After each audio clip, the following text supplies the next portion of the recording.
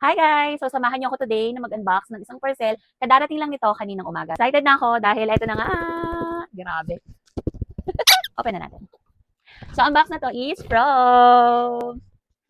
Tada!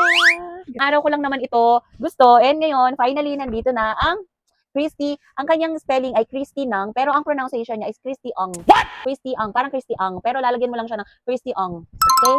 Ito nga pala yung Enzo mini duffel bag from Christy Ong. Kulang pa na isa, yun yung Christy Ong Russo medium tote bag. Pero inuna ko muna to kasi mas mahilig talaga ako sa crossbody bag.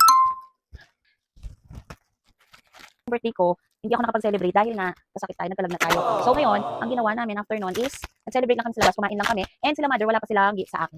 So gift nga pala to ng aking tito at ni mother nung birthday ko, nung November 6 pa. So sabi nila sa akin, pumili daw ako ng isang item or kahit na anong material thing na gusto ko and then sila na yung bahala. Pinili natin is ang Christy Ang na Enzo mini duffel bag.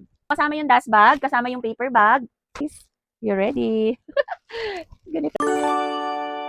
So, eto na ang mini Enzo duffel bag ni Christy Ong. And yung kulay niya is multicolor.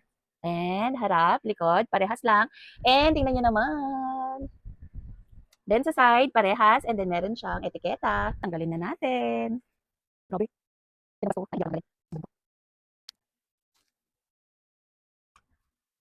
Open ko lang ng ganito kasi gagawin ko pa to ng isang video. So, ayan, yung logo ni Christy Ong. Para makitang authentic. Para makitang legit. Okay. Oh!